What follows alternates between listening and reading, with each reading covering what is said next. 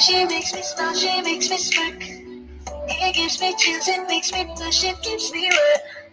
And I can see her winning the Miss Universe. And if heaven does exist, it will most likely look like her, yeah. May babae ako nakitang kay ganda. Yung mga mata niya ay bibihagin ka. Pag tumingin ka sa kanya ay matik na. Parang pinanaka ni Cupido, sapul na sapul ka. Cause I lose myself around you, girl. You got some kind of way. There's just something about you, girl, that makes me wanna stay. Kung ako na nga ang papipiliin, panalo ka na matik, pwede mo ba kong alipin? Ikaw lamang ang laging nasa panaginip ko. Ayoko nang itigil to. Araw-araw kita aalala-alat, sasabihin sa'yo na ikaw lamang. Don't stay away for too long, don't go to bed. I'll make a cup of coffee for your head. I'll get you up and going out of bed. Can I be honest? Gising sa umaga di walang alam. Ikaw yung tanging nasa isip. Kaya kita sa paraan na ako lang ang nagkakaalam. Dagdag pa dyan ang ngiti niya. Pag dinignan ka pa niya, sure na finish siya. I love the way she makes me smile, she makes me smirk. Yes. It gives me chills, it makes me blush, it gives me breath. And I can see her breathing down its universe. And if heaven does exist, it would most probably look like her. I love the way she makes me smile, she makes me smirk. It gives me chills, it makes me blush, it gives me breath. And I can see her breathing down its universe. And if heaven does exist, it would most probably look like her.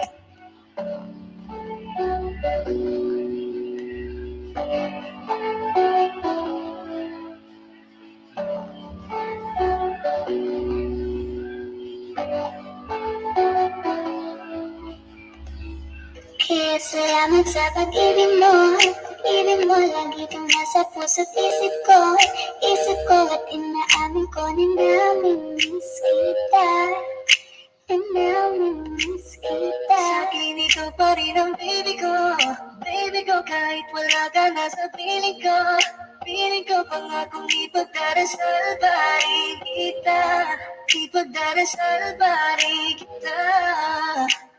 Hey there, baby, di lang ako nagkakita ng katulad mo. You got me crazy, kahit sinong lalaki magbabaliw sa'yo. Panahon hanggang ka pa, laging pumupunta. Di maasahan, may surpresa ka laging dala. Ang saya-saya, ayoko lang pahalata. Kasi okay na naman ako basta magkasama ka.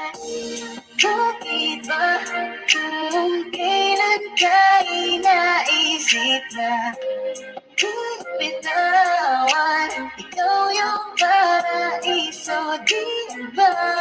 Dahil hindi kita kasama, kung mag-iyak at dahil kung mag-asawa, di ka alalay sa anumang bagay. Malaman ako sa sarili, laging nandaan ka. Ang isayaw ng mabagal.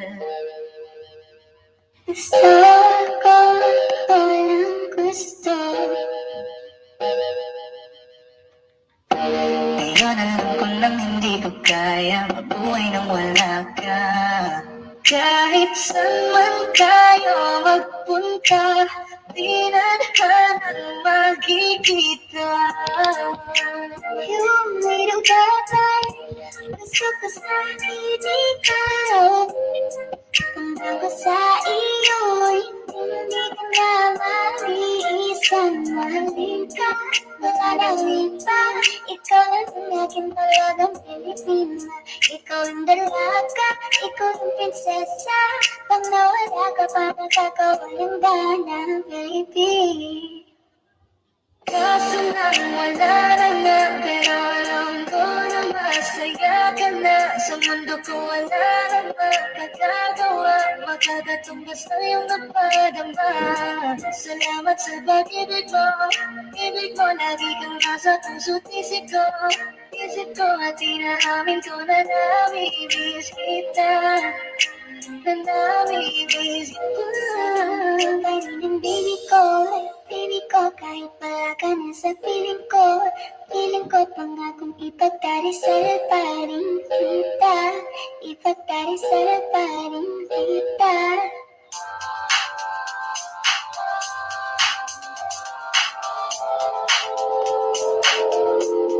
Ikaw na, ikaw, maganda na talaga sa aking mata. Ikaw na ang pinaka-gwapo na binata sa aking mata. Gusto kita, baby, hindi ko na kaya. Sobrang saya, ulit tayong magsasama. Nadarang na naman sa'yo ako'y bakit ba lang May nakita kong isang lalaki, hindi ko malimutan ang kanyang imahe. Ano ba ang iyong pangalan noong nakita kita? Ako'y di mapagali. Ikaw na lang ang katabi buong gabi. O pwede tayo magmamagamalamig o magdamagagasindi buong gabi. Sarap kasi ng tama kahit na mali. Meron akong tinatago, di ko lang maamin. Bakit ang kasi sa'yo ko'y mahiyain? Pero kahit anong oras mo ako tawagin, darating ako sa panglabas mo kasi sabi. Tell me if you want me, baby boy, sabihin mo. Baka pwede sana mapasakin mo gusto mo sa akin. Hindi ba uwi na Tell me if you want me, baby. Tell me if you want me, baby. I just want your body, baby, liga na. Di na ko galit, baby, uwi ka na. Hinihintay kita dito kanina pa. I just want your body, na na na. Pinaka-ukod mo na niluta sa aking mata. Ikaw na pinaka maganda na talaga sa aking mata. Yeah. Parang binigbi ang kanyang katawan. Ang sarap mong titigan. Roses ka ba? Kasi sa spaceship isasakay kita. Parang pinindi ang ganyang katawan. Ang sarap mong titigan. Roses ka ba? Kasi sa spaceship isasakay kita. Ang ganda ng aking umaga. Kasi may espesyal na nakilala. Ang nagbigay ng kulay at hiwaga. Simulan Ikaw lang ang lalapit lagi kong iniisip. Talaga sa pagtulog at sa aking panaginip. Mahal kita, ano man ang kanilang sabihin. Sa'yo lamang iaalay ang tunay ko na pag-ibig. That chick's so the best, she's so sexy. And I asked her what's her name, she said Lexi. Usap kami sandali, she wanna love me, she wanna love me. Di ko mapigilan na limutin. Chick na malupet ay katuwa na parang gusto kong sumama sa kanya kahit na di ko kilala. Dito tayo sa dilim, yung walang may kita. Buksan mo ng palihim, meron yung sorpresa. Sana maaning di ako pideya, habang walang nakatingin, samantalahin natin ang gabi. Sa'yo lang naman nakaganto, nabuo yung durog na puso ko. Lahat tinago mo, lahat ng sa'kin, baby. Lening B, ako ang iyong boy pick up? Can I see you? Anong oras ba ang meet up? Uling ka ba? Kasi kanina sa'kin nagbabaga ka. Sisip, isasagay kita. Lahat ng kailangan naging dala-dala. Safe kapag kasama, huwag kang magtaka. Hindi ka magdududa, walang bata-bata. Parang hindi ang kanyang katawan. Ang sarap mong titigan. Boses ka ba? Kasi sa spaceship, isasakay kita. Parang hindi ang kanyang katawan. Ang sarap mong titigan. Boses ka ba? Kasi sa spaceship, isasakay kita. Parang hindi ang kanyang katawan. Ang sarap mong titigan. Boses ka ba? Kasi sa spaceship, isasakay kita.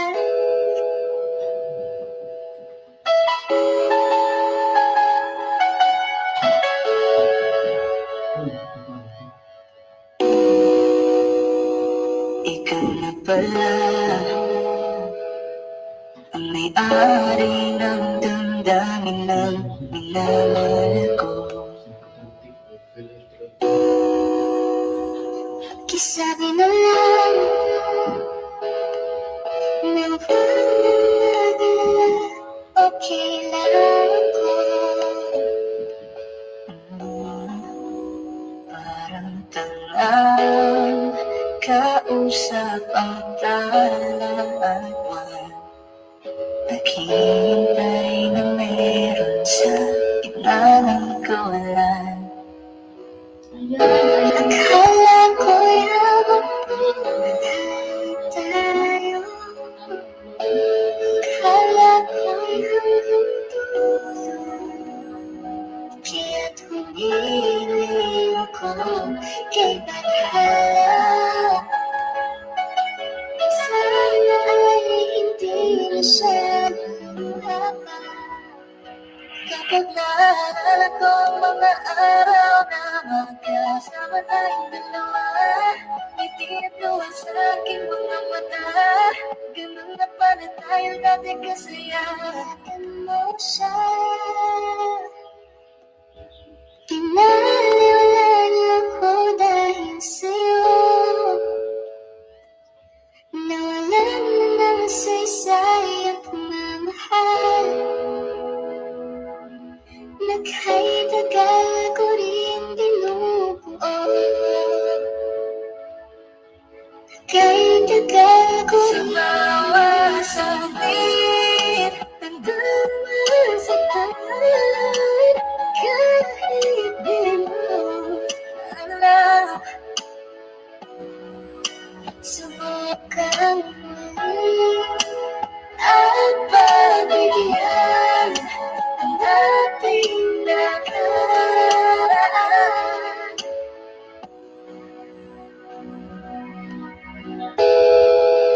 Natapos na ang lahat. Nandito pa rin ako. kailan kaya muling magkakatawa? Di ko alam. Di ko alam. Ingatan mo siya. Pinaliwala niya ako dahil sa'yo. Nawalan na ng saysay ang pagmamahal. Kahit tagal ko rin binubuo. Kahit tagal ko rin hindi suko. Bakit ganito? Ikaw ang gusto. Ngiti mo sapat. Masaya na ako. Bakit ganito? Ikaw ang gusto. Dalhin kita sa paraiso. Oras na akong nag-aantay sa'yo. Nag-aabang ako sa labas ng bahay niyo. Ipulong mo ng dapat marinig ng iba. Ay magdapat makikita kanila. Ang ibang pilitin kung di ka mahanda. Sa susunod na lang, sa susunod na lang. Kaya sa pagtayo ko sa umaga ay hanap ko na ngiti mo na nagpasaya kakaiba. Nagbago ng lahat-lahat sa lamatan, natagpuan kita. Kanina pa kita tinitirahin, kanina pa kasi ko nakikigil dyan. Kanina mo ba kasi iniisip na di ako hindi natitipan. Huwag mo na lang sanang isipin na katulad ako nila. Ang gusto ko lang naman na lagi sa'yo ay mahalin ka, baby. Nadarama naman sa iyong apoy. Bakit ba kahit kasama sa habang buhay? Pero kailangan mo na maghinay-hinay. Alam ko naman kasalanan ko, o sinayang ko. Basta sa akin ka sumama na, di na ko maghahanap pa na Huwag mong pansinin ang mga nagkatingin sa ating dalawa. Sa ating dalawa.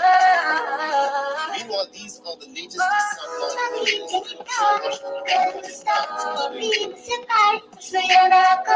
Makikita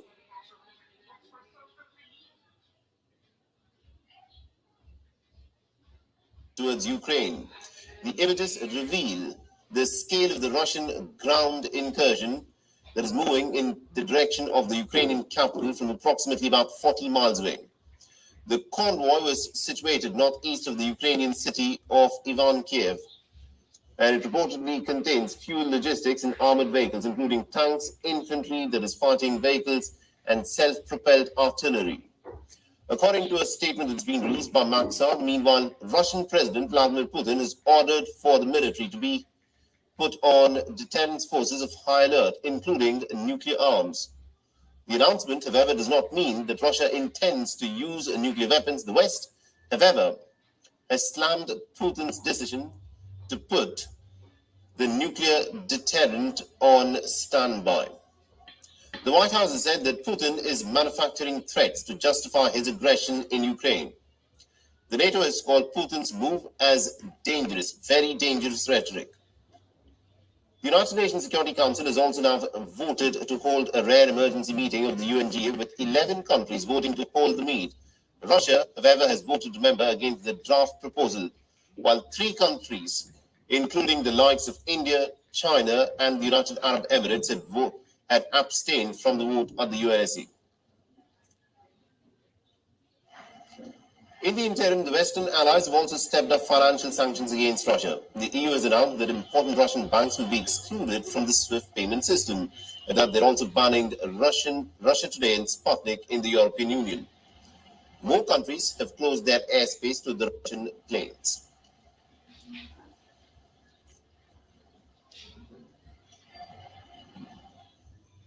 And after Russia further escalated tensions, the Western allies are stepping up a diplomatic campaign to try and isolate Moscow further. The United Nations Security Council has called for a rare emergency special session of the 193-member General Assembly on Russia's invasion into Ukraine today.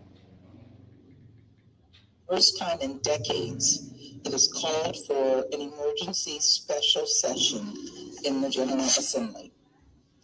The council members who supported this resolution recognize that this is no ordinary moment. We need to take extraordinary actions to meet this threat to our international system and do everything we can to help Ukraine and its people. The vote by the 15-member council was procedural, so Russia could not wield its veto. Russia had voted no while China, India, and the United Arab Emirates had abstained once again. The rest of the 11 voted yes, and the move is the latest in a flurry of diplomacy at the United Nations headquarters in New York. The meeting, of course, comes after Russia had vetoed a draft United Nations resolution condemning it on Friday. And what is interesting is three countries, India, China, and the United Arab Emirates, had chosen to abstain from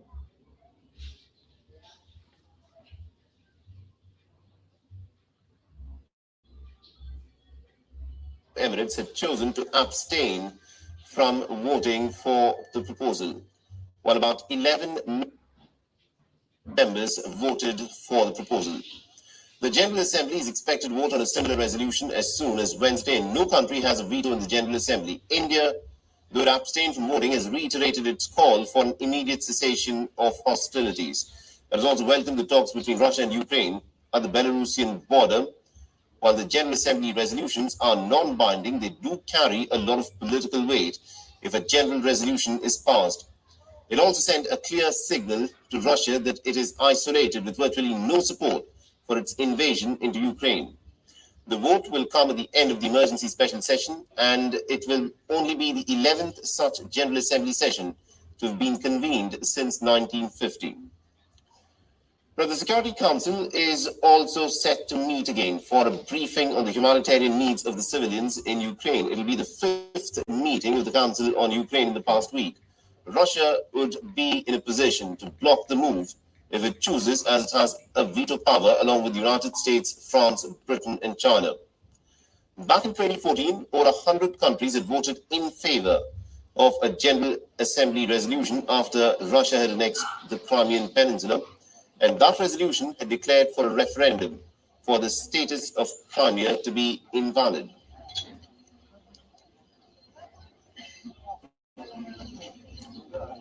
All right, now to give us more insights in terms of what is expected to happen at the United Nations, we are joined in by our correspondent Susan Tehrani, who's joining us live from New York. Susan, you've been tracking the developments very closely in terms of what has happened at the United Nations. The vote that took place at the United Nations Security Council, because Russia has a veto, and also because three countries chose to abstain from voting, of course, did not go through. So what more do we expect to happen at the United Nations? So as you really mentioned clearly, this was something that the Security Council does as a last-ditch effort, basically saying to the world that we took all measures that we could, but ultimately this is the stance that we have to take. There's an article for this at the Security Council, and it's called also called the Uniting for Peace Resolution, which, as you mentioned, it was initiated and adopted in November 1950 when the 5 permanent members of the UN Security Council aren't able to agree on a certain issue, then this Uniting for Peace resolution takes place.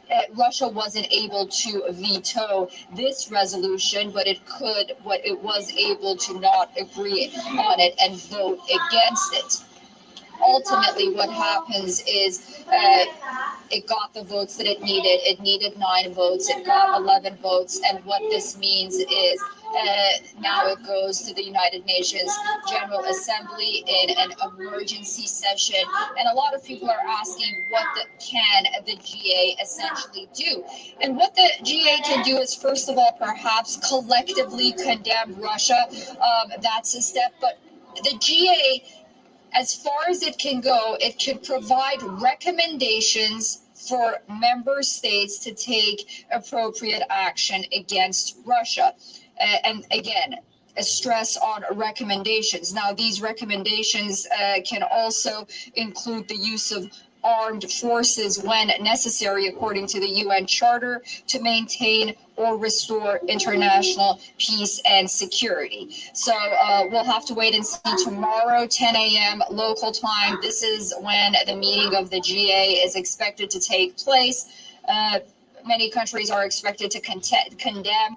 What was interesting is we saw Brazil support a UN resolution condemning Russia and calling out Russia earlier in the week at the UN Security Council. However, we saw the Brazilian leader today say that perhaps tomorrow at the GA he may take, his country may take a more neutral stance. So, anything might go. Absolutely, indeed. And at this point of time, what would a resolution by the General Assembly, would that be binding at all, or is this just a general condemnation of the Russian invasion into Ukraine? Is that what we're looking at? Right, and that's the thing is, they could come out with a resolution again, like 2014, for example. They came out and officially did not recognize Crimea as a part of Russian territory. They could it could have international condemnation, where in practicality that might not mean a lot, but the international voice against it, might pull some weight. And moving forward, they go on record. Each country goes on record, and then when they go on record, moving forward, if, for example, hypothetically, Russia does take over Ukraine, then those countries, because they're on record, they decide to see how they want to deal with Russia and Ukraine, moving forward. But ultimately, tomorrow, what they can do is also, again, provide quote unquote recommendations for countries on how to deal with Russia in providing and maintaining peace and security. So, this is what they can do at this point. Absolutely. At this point of time, Susan, you've been tracking the story very closely at the United Nations. Have you heard any kind of murmurs or chatter at all? Because so far, all countries have been imposing sanctions, financial sanctions on Russia in their individual national capacity or as EU as a much larger one. But have you heard of any chatter at all about United Nations sanctions being imposed on Russia? No, not as of yet. And the reason for that is the United Nations has often, when asked about this, even behind closed doors, has said that, the United Nations is ultimately made up of individual countries. So it's up to individual countries to recognize those sanctions and come together in different forms and different groups to impose those sanctions. So I don't know, and I'm not optimistic that we'll come out and see sort of a UN-based sanction coming out of the United Nations. But as far as these recommendations and condemnations are concerned, I think we'll probably see somewhat of a united voice at the General Assembly tomorrow. I do want to say that today at the United Nations, the ambassador to Ukraine read a statement from his foreign minister that said that while they're looking forward to peace talks with Russia, and they are looking forward to this meeting tomorrow by the General Assembly, but the Ukrainian foreign minister said, we are coming to the border, we are going to have these peace talks, but by no means don't expect any for us to give in to any of Russia's demands. So, that was sort of something on the sidelines. And I think a lot of countries might be waiting to see what stance to take as these negotiations and dialogue move forward between Ukraine and Russia. Absolutely, indeed. Thank you very much indeed, Susan Tehrani, for joining us and getting us all those insights in terms of the diplomacy that is taking place in the United Nations. We'll, of course, come back to you again tomorrow as the UNGA, of course, will be looking at this issue. But since the beginning of the conflict in Ukraine, there have been threats and counter-threats that have been traded between Russia and the Western allies. And now, Vladimir Putin has alluded to Russia's nuclear deterrence, effectively warning the West to back off. This, remember, is clearly upping the ante and invoking the issue of the possible use of at least limited nuclear weapons. In a meeting with the Russian Security Council, Vladimir Putin has ordered his defense chiefs to put the country's nuclear deterrence forces on high alert. Vladimir Putin has said that the nuclear deterrence forces are being put on alert in a special regime of combat duty. Listen. Уважаемые коллеги, вы видите, что западные страны предпринимают не только недружественные действия в отношении нашей страны в экономической сфере, я имею в виду нанесение санкций, о которых все хорошо знают, но наши должностные лица ведущих стран НАТО допускают и агрессивные высказывания в адрес нашей страны. Поэтому приказываю министру обороны и начальнику генерального штаба перенести силы сдерживания российской армии в особый режим несения боевого дежурства. Putin has accused the West of taking very unfriendly steps against his country. International tensions are already soaring over Russia's invasion of Ukraine, and Putin's order will cause further alarm. Meanwhile, Russia's ally Belarus has also threatened to deploy nuclear weapons if Poland or Lithuania do so. Responding to Russia's move, putting its nuclear deterrence forces on high alert, the White House has said that Russian President Vladimir Putin is manufacturing threats that do not exist in order to justify further aggression. The White House has also said that the recent threats are a pattern that the United States has seen from Vladimir Putin throughout the course of this conflict. What is your comments about this? The NATO chief has also described Vladimir Putin's statement as very dangerous and very irresponsible. Now, Moscow has the world's second largest arsenal of nuclear weapons and also a huge cache of ballistic missiles, which form the backbone of Russia's deterrence forces. This is the second time that Putin has resorted to this kind of rhetoric and posturing, warning the Western allies. In a statement at the onset of the invasion, Putin said that anyone who tries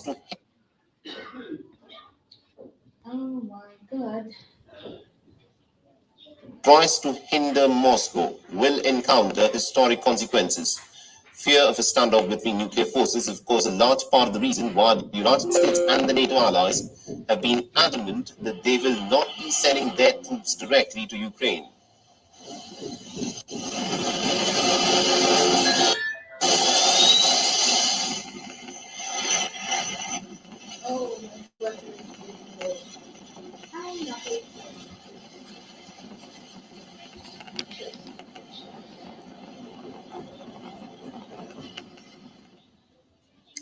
Apart from the West imposing sweeping sanctions on Russia, Western nations have also ordered for personal sanctions on Russian President Vladimir Putin and his foreign minister Sergei Lavrov over the invasion of Ukraine. In the latest, the Russian President Vladimir Putin has been suspended as the honorary president of the International Judo Federation.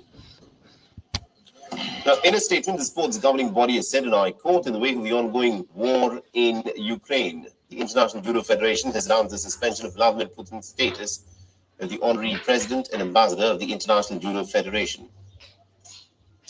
And this comes after the Western governments wheeled out financial howitzers against Vladimir Putin. Earlier, the European Union had agreed to freeze any European assets by Putin and Lavrov in a bid to hit Russia's elite and thwart operations of almost about 70% of the country's banking system. The European Union has already targeted as many as about 351 Russian members Putin just want control. Yes. of parliament with an aim to limit Russian access to finance, technology, and defense. Meanwhile, the White House press secretary Jen Psaki has said that the United States is preparing for individual sanctions against Putin and Lavrov, including travel bans as well. Following a telephone conversation President Biden held with European Commission President Ursula von der Leyen, and in alignment with the decision by our European allies, the United States will join them in sanctioning President Putin and Foreign Minister Lavrov and members of the Russian National Security Team. I expect we'll have more specific details out later this afternoon. However, there is little known about Putin's extent of wealth, which remains extremely opaque. According to Putin's public financial disclosures, he earns a whopping $140,000 per year and owns a $100 million luxury vessel called Yacht Graceful, which, according to the reports, was struck leaving Germany for Russia just weeks before the Ukrainian invasion. It is further speculated that the yacht sudden relocation of German waters to Kaliningrad, which is part of the Russian territory, came amidst fierce Western sanctions against Russia. Meanwhile, the paramount question, of course, is if these sanctions, which directly target the Russian president, can change his resolve or make him retreat from the ongoing invasion.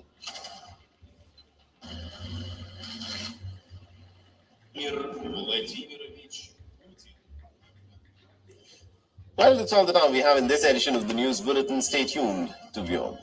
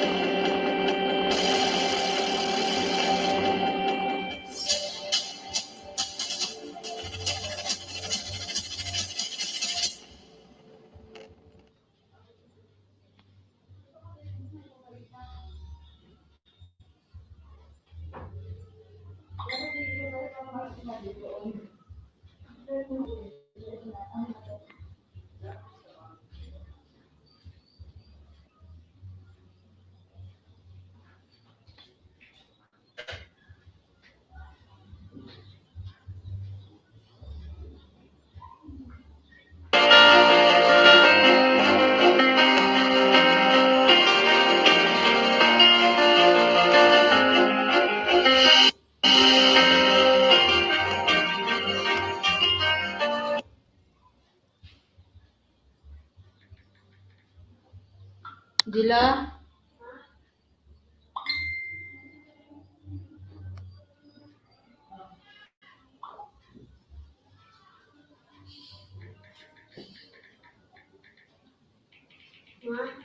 Ados, asa mo tayo mga amiga?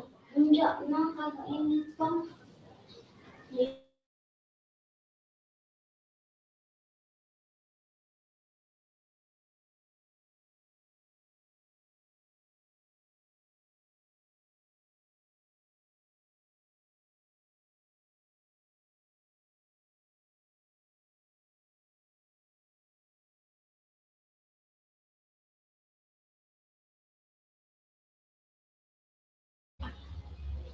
Yusuf, nagano ko food news. Ano gusto mo sin? Si Ma'am. Kasi na lang ako sa inyo. Ikuan dito ha. Ha? Ako ising sa inyo. Nag-loading ng...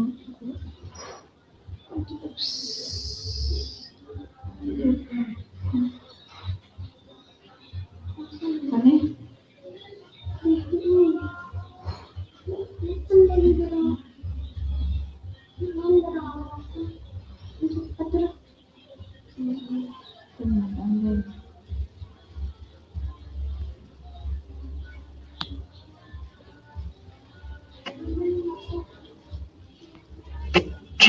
GMT, 5:30 p.m. IST.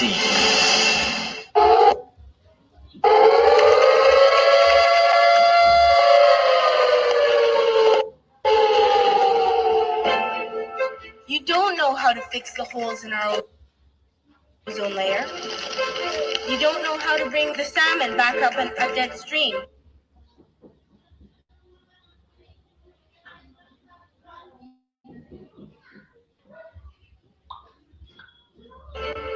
You don't know how to bring back an animal now extinct. And you can't bring back the forest that went through where there is now a desert.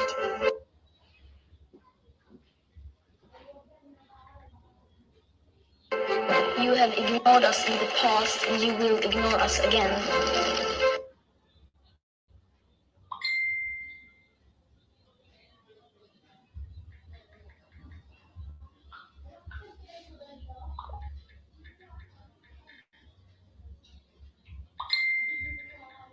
We have run out of excuses and we are running out of time.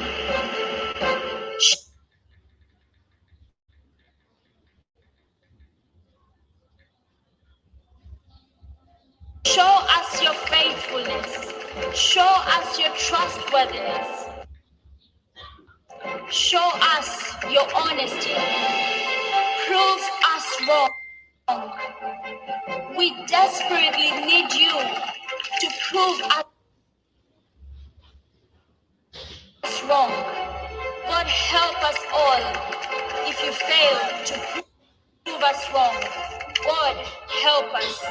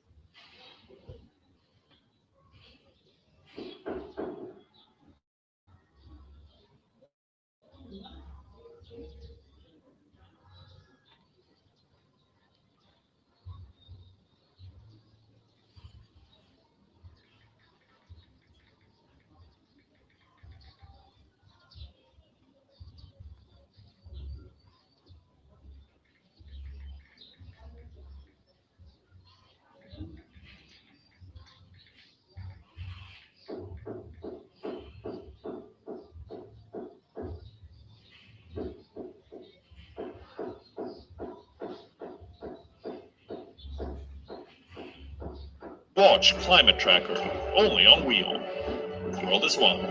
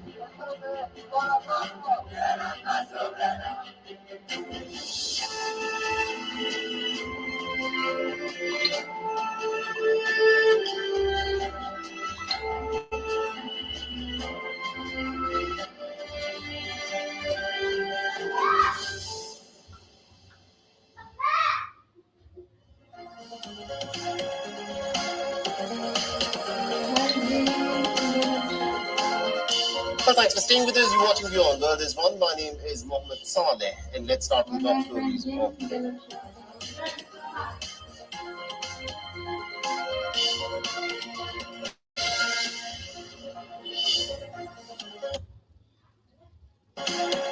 The satellite images show a massive deployment of Russian ground forces, including tanks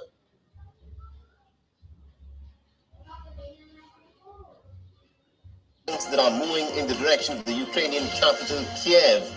According to the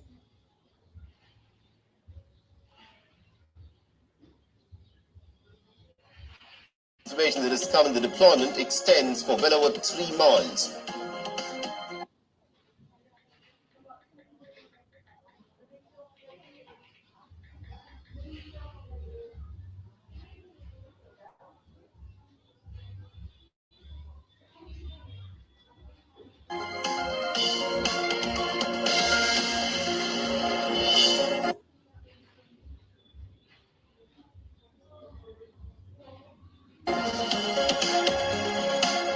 I think that's a distraction from the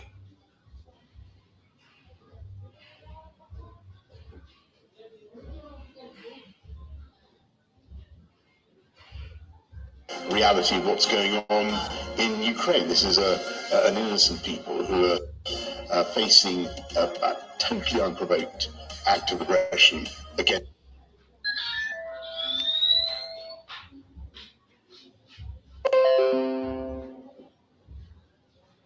them. Now, the West has very strongly reacted to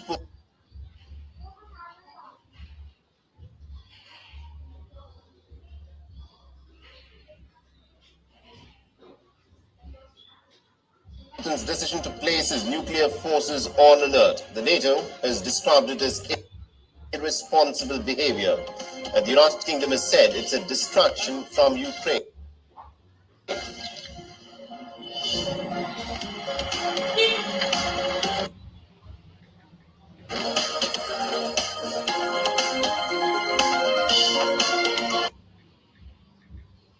Hi, James JP. I'm watching now the news about Ukraine and But then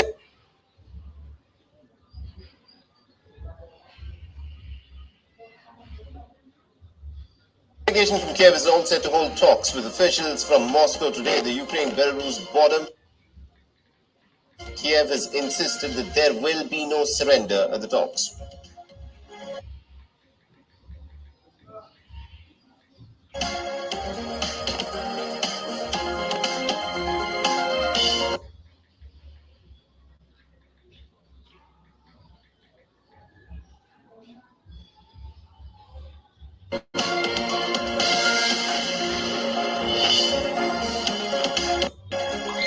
Meanwhile, a referendum in Belarus has approved a proposal to renounce non-nuclear status and post nuclear weapons and Russian forces permanently on Belarusian territory.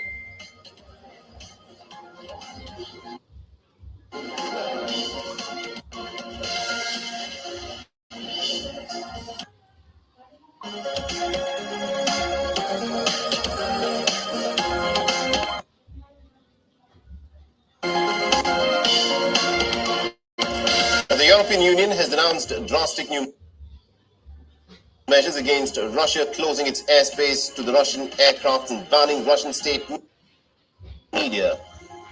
It has taken unprecedented steps of also financing arms to Ukraine.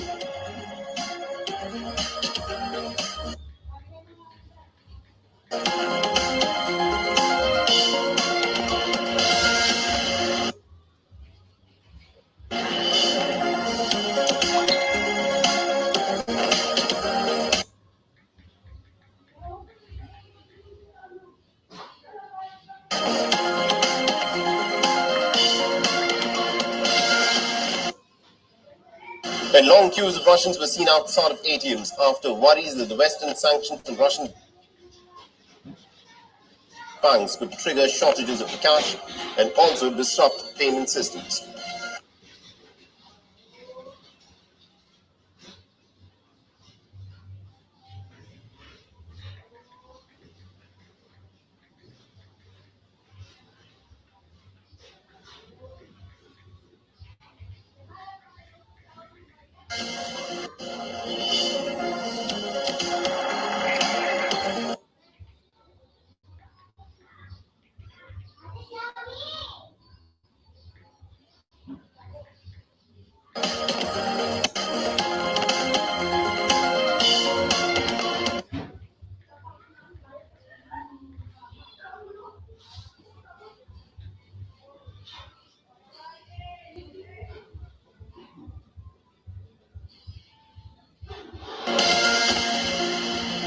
And FIFA has ordered Russia to complete their upcoming matches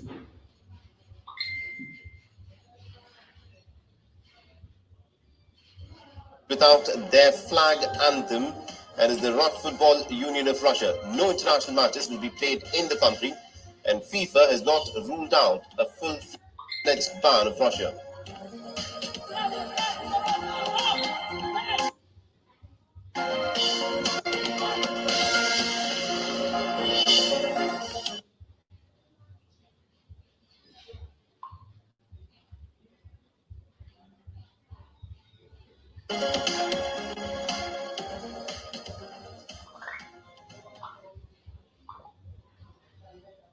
So today marks the 5th straight day since Russia launched its offensive against Ukraine.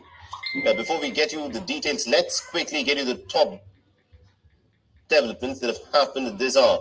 The Ukrainian President Volodymyr Zelensky has agreed to hold talks with Russia at the Chernobyl exclusion zone. This after Volodymyr Zelensky has held talks with Belarus's Alexander Lukashenko, while the Ukrainian president remains skeptical, saying that he does not believe in an outcome for the meeting. Zelensky has also said that he is also willing to try and speak to Russia.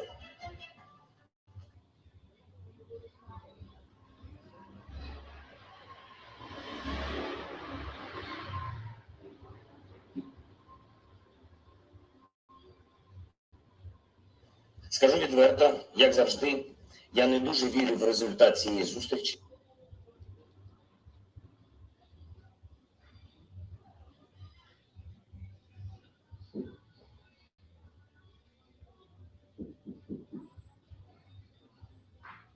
Але нехай спробують, щоб потім у жодного громадянина України не було жодного сумніву, що я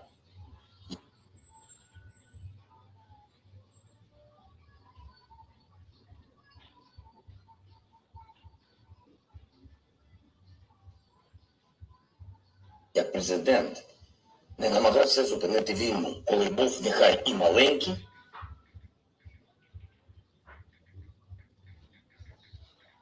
але все ж таки шанс.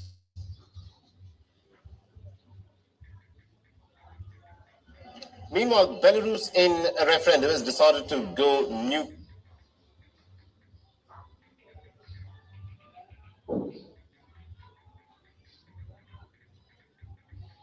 and drop its non-nuclear status. The new constitution could see nuclear weapons on Belarusian soil for the very first time since the country gave them up after the fall of the Soviet Union. The West has said it will not recognize this particular vote. Lukashenko has said that he could, of course, ask Russia to return nuclear weapons to Belarus, and also the decision has now sparked anti-war protests in several cities. Meanwhile, the Russian President Vladimir Putin has also ordered his military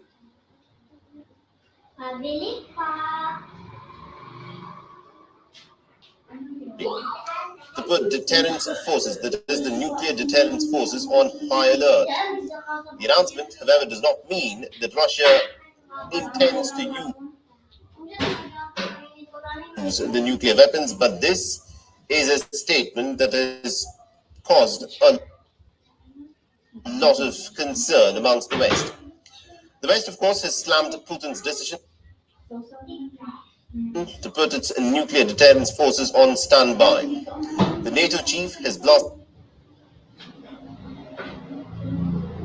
Russia's move, calling it as very dangerous and irresponsible talk, while the British Prime Minister Boris Johnson has accused Vladimir Putin of putting nuclear forces on alert to distract the ground realities as they are unfolding in Ukraine.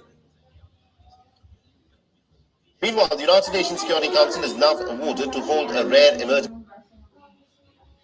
meeting of the UNGA, with about 11 countries voting to hold the meet. Russia voted against the draft, while 3 countries, including India, China, and the United Arab Emirates,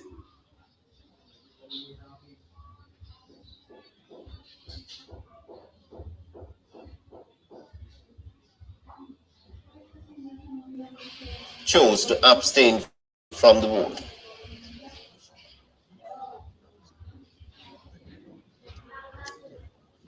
Regrettable that the situation in Ukraine, we reiterate our call for immediate cessation of violence and conflicts.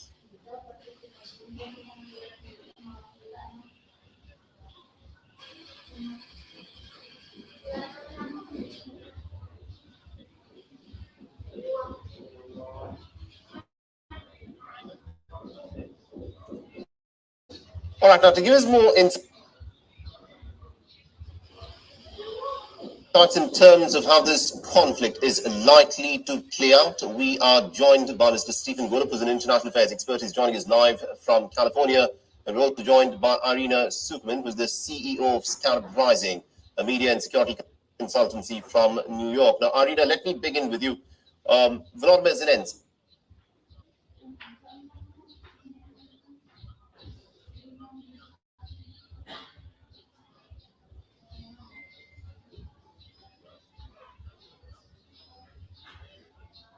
The president of Ukraine has said that the next 24 hours are going to be crucial. He's willing to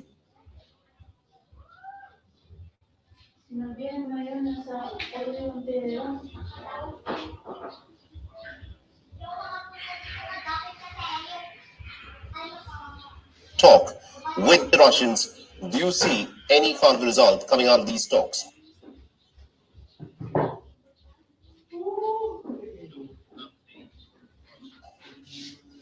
No, I do not. I don't think Russia is ready for any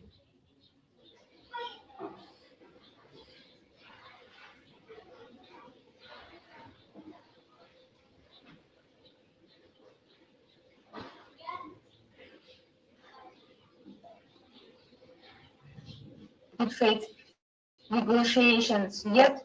I think Putin still believes he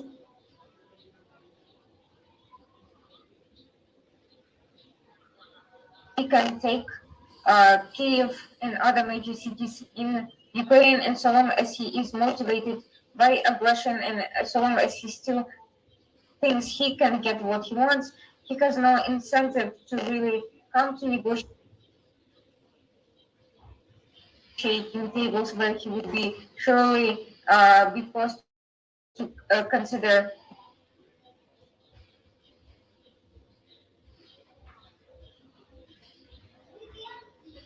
making painful sacrifices. Unfortunately, that is not. This is a good faith gesture on the side of President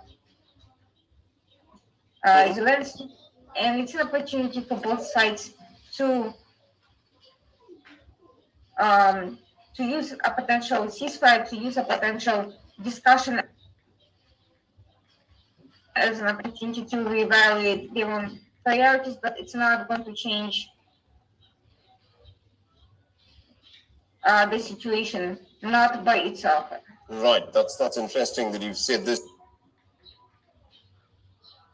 Mr. Golub, if I can bring you in on this. Now, what is interesting is that in the last few hours, we've also heard from the Russian President Vladimir Putin, has now put Russia's nuclear deterrence forces on alert. What message is Vladimir Putin trying to send across? On the one hand, he has shown a certain willingness to, of course, negotiate, but on the other, he's also put his nuclear deterrence forces on alert. What do we read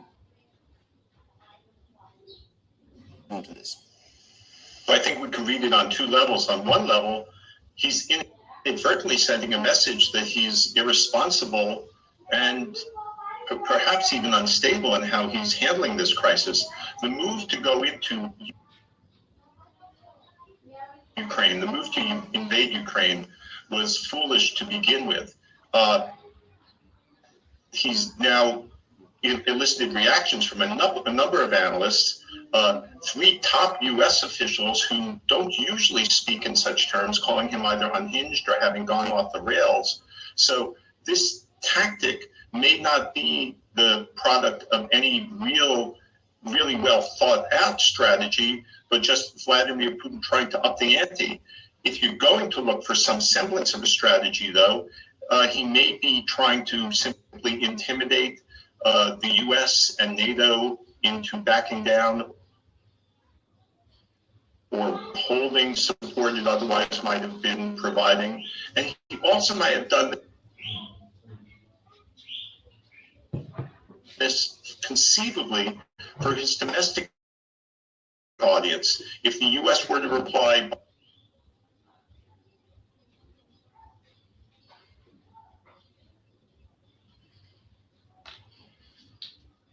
by going on a greater state of nuclear readiness, then he could say, look, this is now a fight between us and the US. It's not simply a matter of Ukraine, not a fight that he intends to really go nuclear about, but it's a way of trying, it may be one of several ways of trying to get more domestic support on his side for a war that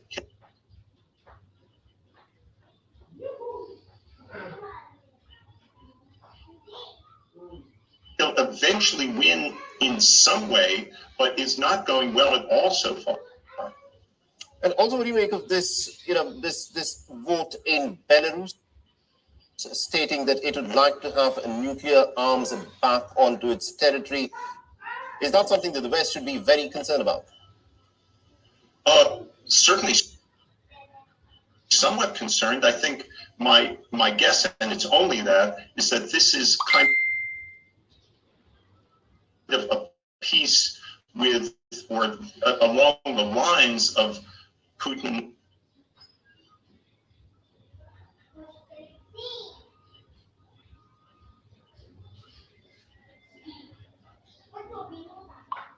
elevating the nuclear readiness or threat level. That it's another way of saying to the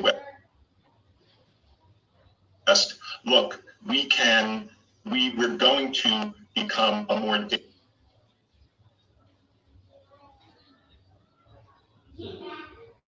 dangerous power to deal with, or we've got a threat of being more dangerous if you don't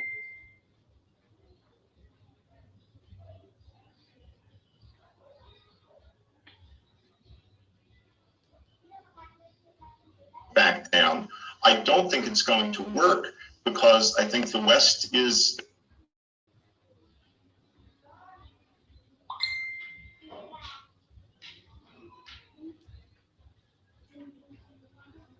and not just the West, much of the world community, I hope eventually, including India,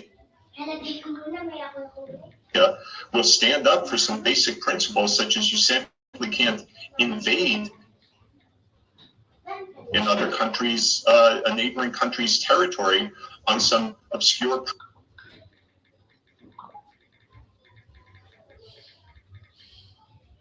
pretext. India, I mention India specifically because you've justified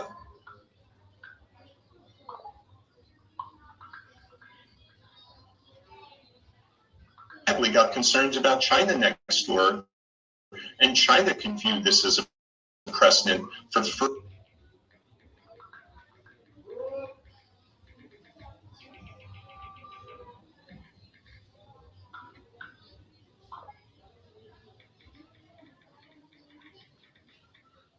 further attempts at incursions into India territory. But to get back to your question,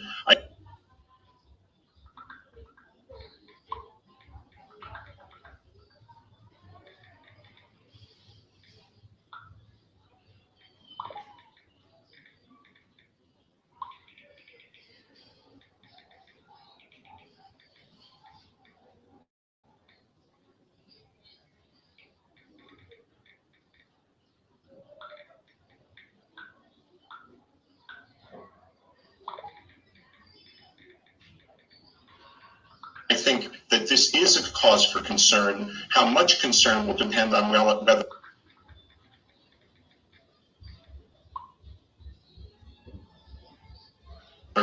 Russia actually goes through with it and other things to follow, but I don't see this as the beginning or a step towards nuclear war.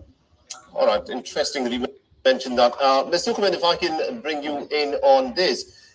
As things stand on the ground, Russia on the very first day made some pretty good headway in terms of the invasion that it was carrying out. It was on the gates of Kiev, but since then, it seems to have lost a bit of its momentum in the war that is waging in Ukraine. Is the war going badly for Russia at this point of time?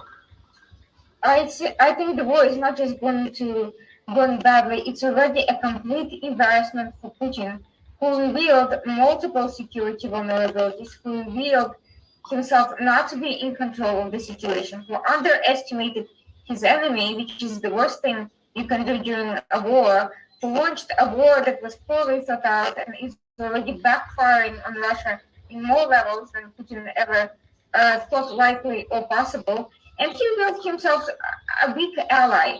One of the reasons why India and UAE were left on the sidelines, were left abstaining from taking a decision either way, is because they are still on the fence on which direction to fully commit to. UAE has had its share of concerns about US commitments, to be sure, and has been exploring opportunities to do business with Russia, whereas India has a long history of strong relations with Russia and only fairly recently has started shifting dramatically towards alliance with the West. And so both countries have been in an awkward position of having to make decisions.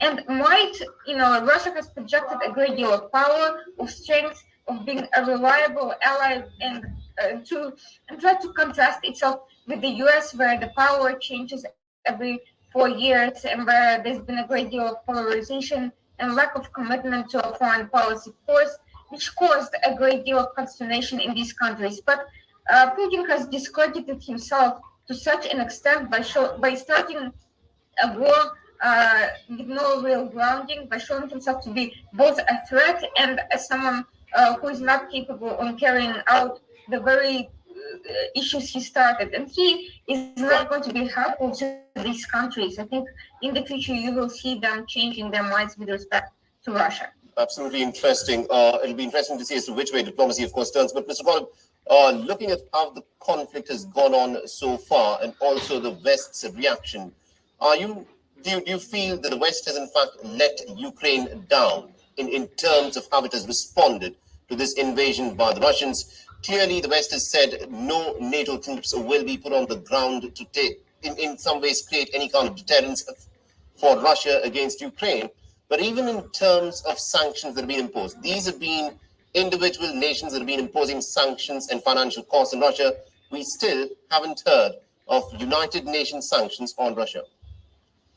Well, I think it's a good question. It's a complicated answer that I'll try to make short. I think in hindsight, with the wisdom of hindsight, perhaps the NATO and the US and other allies could have provided even more advanced military support, not in terms of troops on the ground, but equipment to Ukraine leading up to this. There were reasons in terms of caution not to do so, but they did supply quite a bit in terms of the US alone, I think $650 million worth of armaments.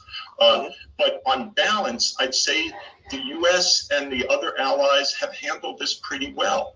They've come up with, they are prepared to provide more military support if the Ukrainian forces can hold out long enough, or if an insurgency starts, which it probably will, if Russia even takes over, when Russia probably takes over the country. But also the economic sanctions have really been more coordinated than perhaps your question indicated. There's been a lot of negotiations, but it's led to some significant steps, including cutting off major Russian banks from an international system for moving money, and also putting some really severe restrictions on the Russian central bank, its ability to access funds overseas. And those, along with other sanctions, I really do think are taking a bite and will take a bite out of the Russian economy, and perhaps out of support for President Putin, both in the grassroots and in elite circles going forward. All right, we'll have to leave it there. Thank you very much indeed to both Stephen Golub and also to Arina Tusterman for joining us on this broadcast on your and giving us your perspective in terms of how this conflict in Ukraine is heading. Thank you so much. As Russian troops continue with their push towards Kiev, there are many countries, including India, who are now evacuating their nationals who are presently stuck in the war-torn nation. Remember, India at this point of time has an estimated 16,000 youngsters, most of them students who've gone to Ukraine to pursue their higher studies, who are stuck there. The Indian Prime Minister held an emergency meeting with the top government officials to discuss the latest developments in Ukraine. And in the 2-hour-long meeting, the Indian Prime Minister emphasized the safety of the Indian students and also the steps that India must take to evacuate them as a top priority for the government. He also outlined the government's efforts to extend cooperation with Ukraine's neighbors to speed up the evacuation process. Now, for Indian nationals who are stranded in Ukraine, most of them, remember, are very young students. They are pursuing their higher studies there, and as soon as the war broke out, they virtually have been left high and dry. But the Indian government has been working overtime. It's been pulling its diplomatic levers to try and ensure that all of these Indian students are safe and they are brought back home safe. India's External Affairs Minister S. Jaishankar has been very busy. The Foreign Secretary Harshvardhan Shringla was also a part of this crucial meeting. The evacuation process has been severely affected after Ukraine closed its airspace following the Russian invasion on Thursday.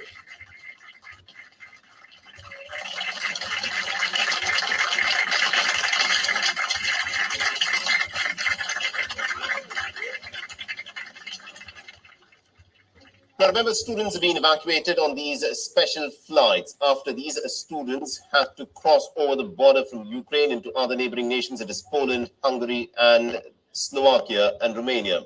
But these are the countries that share the borders with Ukraine, and the students have had to move internally within Ukraine, from different parts of Ukraine, onto the western borders to cross over into these other nations. Thousands of them have also taken shelter in these bordering countries since the Russian attack. The Indian Prime Minister, has spoken with Russian President Vladimir Putin, where he has reiterated India's call for democracy and dialogue. He's also called for an immediate cessation of hostilities to prevent a further escalation. Prime Minister Modi also spoke with Ukraine's President Volodymyr Zelensky, where Zelensky briefed the Indian Prime Minister about the ongoing situation in Ukraine. But during the talks, the Indian Prime Minister also reportedly expressed his deep anguish over the loss of life and property that people in Ukraine have suffered in this war.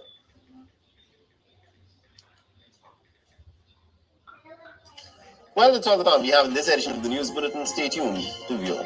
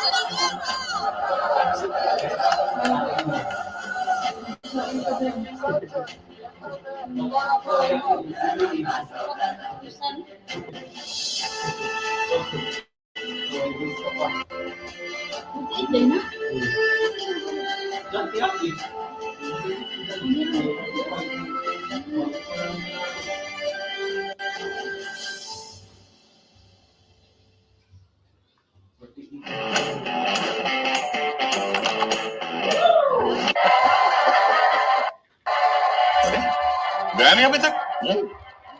गाड़ी की service कब से दी है यार? ये थोड़ी जाएंगे कहीं, ये तो गाड़ी की सर्विस करवाने के लिए कहीं जाने की जरूरत नहीं है.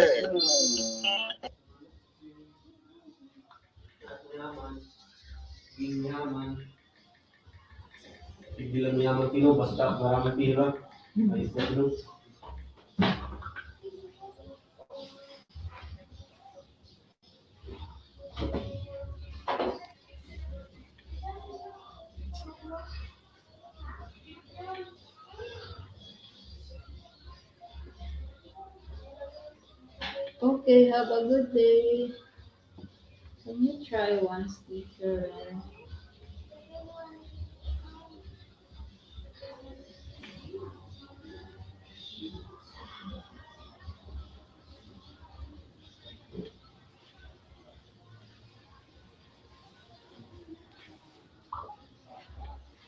Abu Tiki, Tiki, Abu Tiki.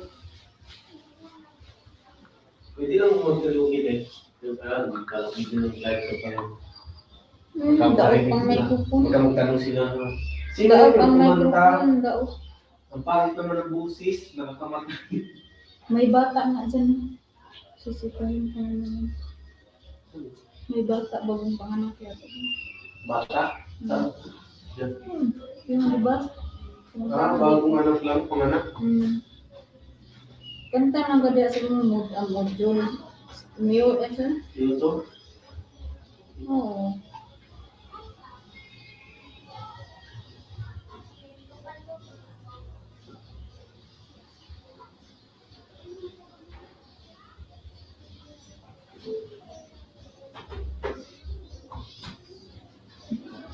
Lamihan sila nga bugas. Adyo kung agad na may magahi. Katunga ara. Kataraman. Katunga ra? Tunga o usara? Kana kasi guna ko.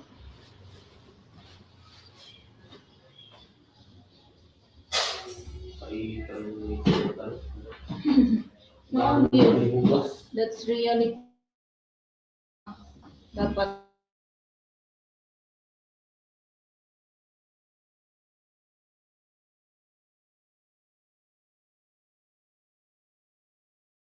okay, I'm going to say goodbye because my internet is poor now. Thank you so much, Midnight Paranormal, and also all the one was coming here in my life. Thank you so much.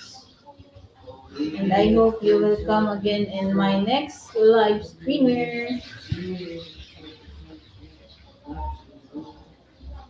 Pwede na sa okay. Pwede na. God bless us all. I'm going to end my life. Ayan, thank you so much. And I hope anyone send me a sticker before I end. Even one sticker. One sticker, please.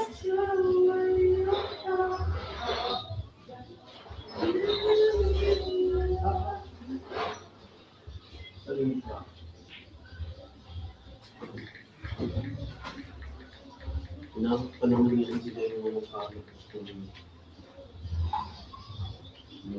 Mag-inang nagsabihan ng Christmas kayo. Nabigan ko yun. Huwag mong galawin yung gamit ko kasi Sino? gamit ko yun. Sino mong galaw? Ang gamit. Sabihin mo. Masama na siya. Kahit mo sa iyo. Sabihan mo. Hindi pa naman yung pag-alam na yung gamit. Saan mo yung t-shirt eh? Trapo na lang. Wala na siguro, ubos na. Wala eh. Ubos. Ganun. Asa mo di ay, di ba may mga ano dyan? Ganun. Yan, pwede yan. Kung paano, hindi ko wala akong kundalo kasi gano'n sa inyo. Kamay ko ito. Ano pa nga ito matumi. Umiig. Kamuta. Mangilog na. Ang car ni Angela. Be, sila yung graduan.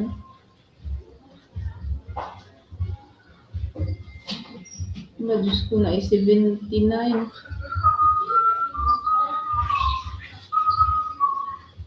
Gusto mo na yun, 79. Science. Science ug math.